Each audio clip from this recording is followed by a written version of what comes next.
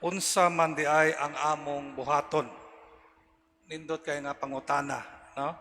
Maigsoon na natakaron sa kapila na Domingo, katulo na, no? Pink na to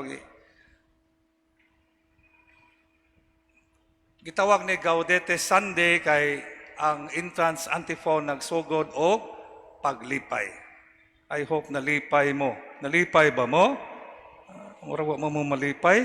Ang Gaudete Sunday naman karon. Maigsoon, human sa ebanghelyo ni atong niaging simana, hisgot nagwali si San Juan magbubunyag, hinulsuli og biyae ang inyong mga sala. Human ni ana, nindot kayo, nangutana rin sila, unsa may among buhaton. Maigsoon, nindot kayo na nga pangutana. So ato makita dire nga ang paghinulsol dili lang kutob sa feeling sorry, kundi put into action gayod alang sa himaya sa Dios og himaya og sa kayuhan sa isikatawo. Sa manimba pod ha unsay angay buhaton, musimba gyud, no, dili matog, di magtabi ngana. Maigsoon, ali ato ta sa tagsaon. Una, ang mga katawhan in general, nangutana sila unsa man di among buhaton. Og giingnan sila ni San Juan nga magbubunyag.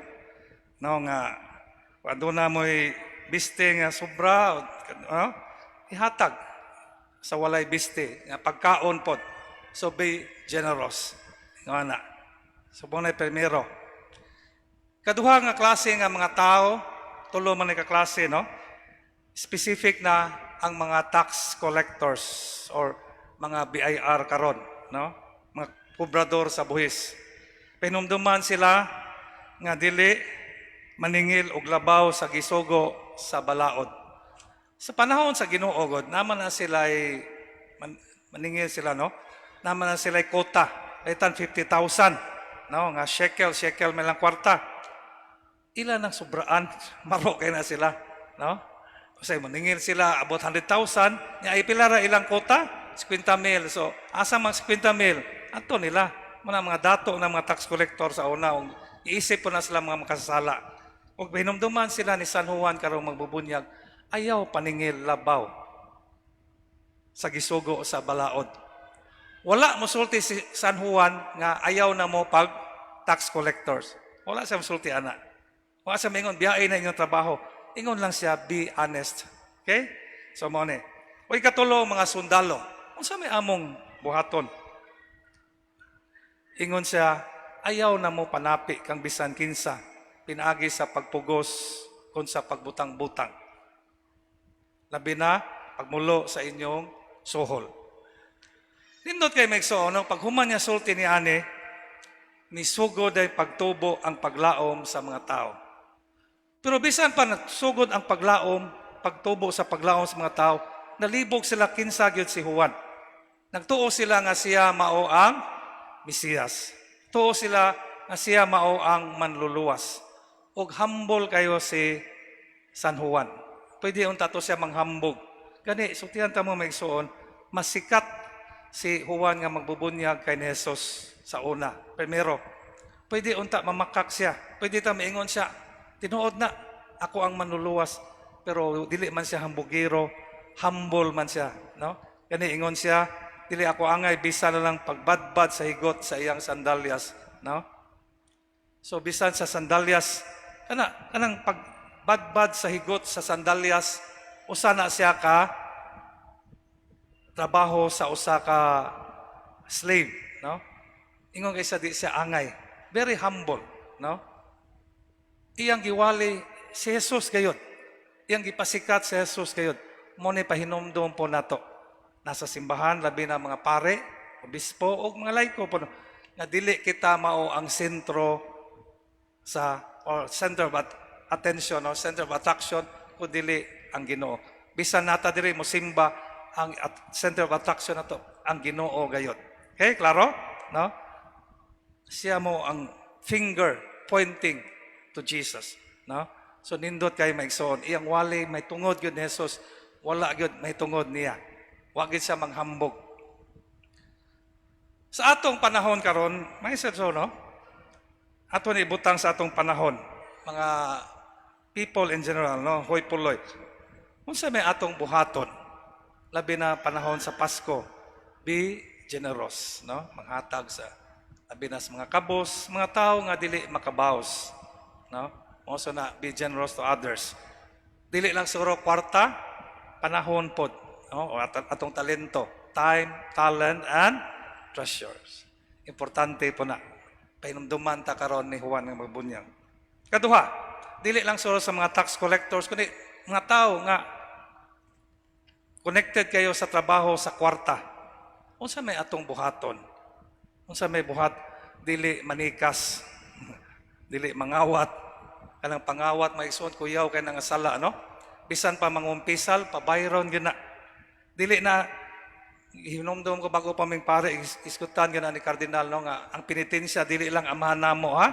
Dili lang maghimay ka Maria, pabayron gyud, restitution. Hulipan gayud. Muna, be honest.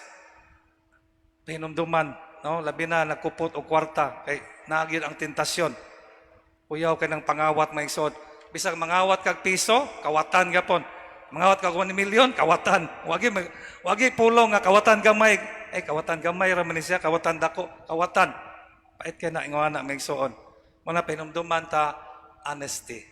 Bahala na lang pobre basta honest. E madato niya kinawat di ay. Mo na ipahinom daw ni San Juan.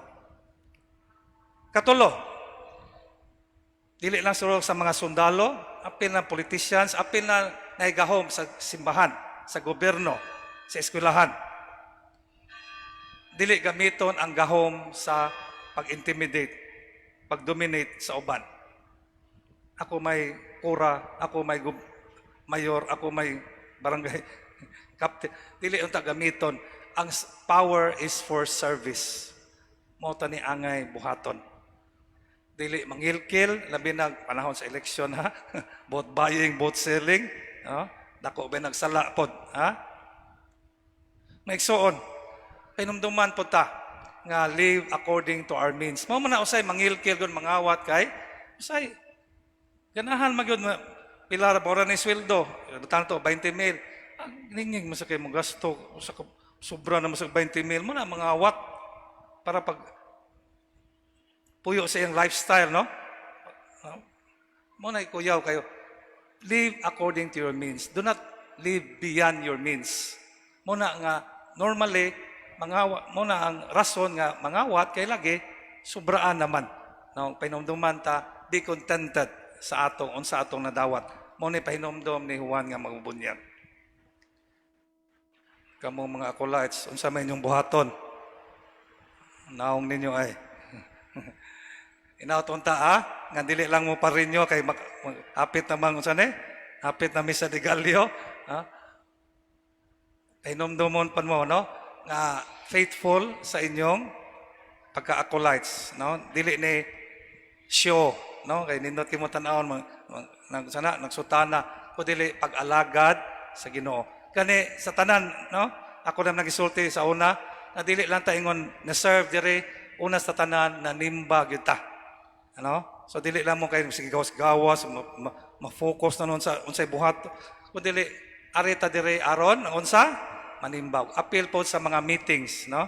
So importante kayo mo gani kung angay buhaton po ninyo kung magpabadlong aw paundangon gyud, no? So muna inumdumi unsa may akong among buhaton, no? Importante kayo nga faithful kita. Yan labi na pagbag-o sa renewal man karon, pagbag-o sa inyong commitment, no? Pag-uhon ninyo inyong commitment. So kaning tanan para nis Ginoo. Kung magbinuang mo ang Ginoo gyud, makasa gyud mo sa Ginoo, no? No dili sa pare lang, kundi sa Ginoo. Muna ayaw gyud pagbinuang, no? Kay kaning renewal atubangan para sa Ginoo og sa simbahan. So mo po na hinumduman unsay angay buhaton? Faithful gyud, ha? Committed gyud labi na sa meeting o sa inyong schedule. Usahay dili mo tunga sa mga schedule. Okay? So man importante kay ngisi ra ba mo? Tinuod. So faithful po kayo, no?